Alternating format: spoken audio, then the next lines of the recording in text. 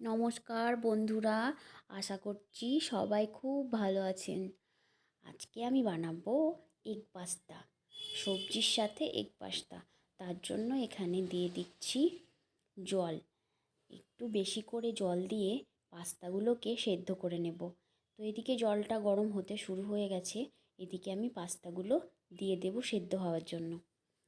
তো পাস্তার মধ্যে দিয়ে দেব একটু লবণ,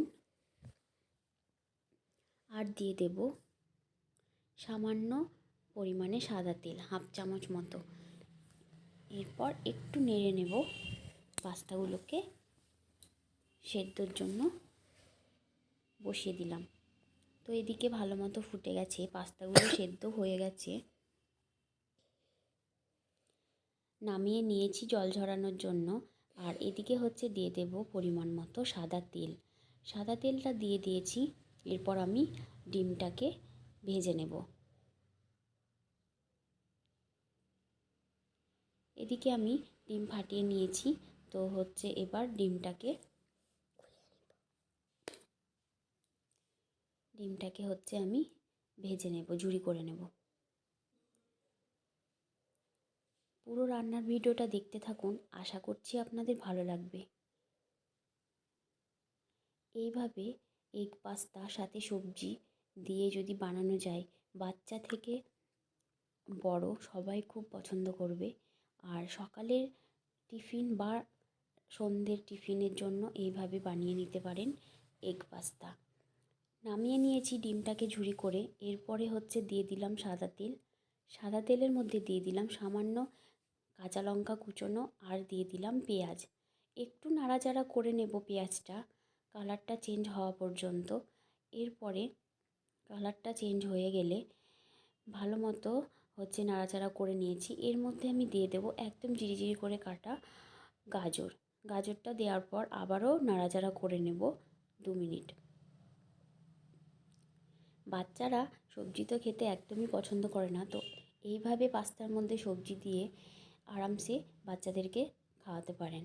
এর মধ্যে দিয়ে দিলাম ক্যাপসিকাম, একদম ছোটো ছোটো করে কেটে নিয়েছি ক্যাপসিকামগুলো, তো সেগুলোও এর মধ্যে দিয়ে দিলাম। এরপরে আবারও ভালো মতো নাড়াচাড়া করে নেব। এরপরে আমি এর মধ্যে দিয়ে দেব মটরশুঁটি বা কড়াইশুঁটি। তো এগুলো ধুয়ে রেখেছিলাম ছাড়িয়ে, তো সেগুলোও দিয়ে দিলাম। এরপর ভালো মতো নাড়াচাড়া করে নেব।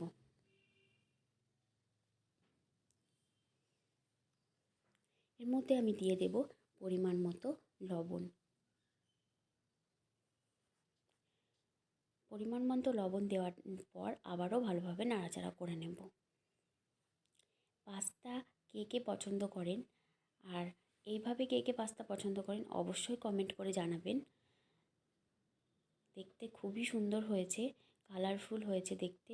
এর মধ্যে আমি দিয়ে দেব ম্যাগি মশলা। এখানে আমি 2 প্যাকেট ম্যাগি মশলাটাকে ঢেলে নিয়েছি, সেটা দিয়ে দিলাম।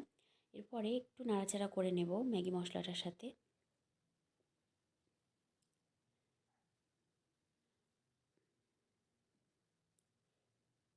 এরপর আমি যে পাস্তাটা সেদ্ধ করে জল ঝরিয়ে রেখেছিলাম, সেই পাস্তাটা আমি দিয়ে দেব।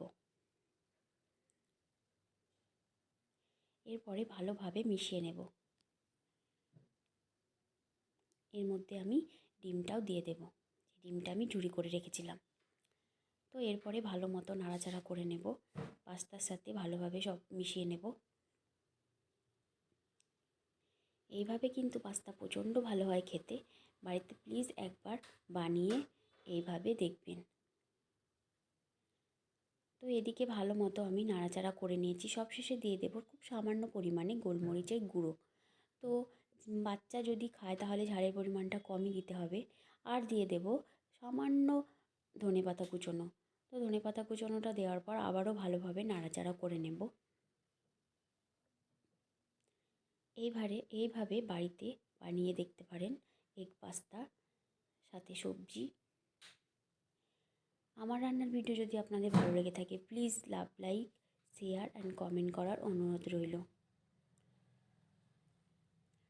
তো এদিকে আমার হয়ে গেছে, আমি এবার পাস্তাটাকে নামিয়ে নেব। পরিবেশন করুন গরম গরম পাস্তা।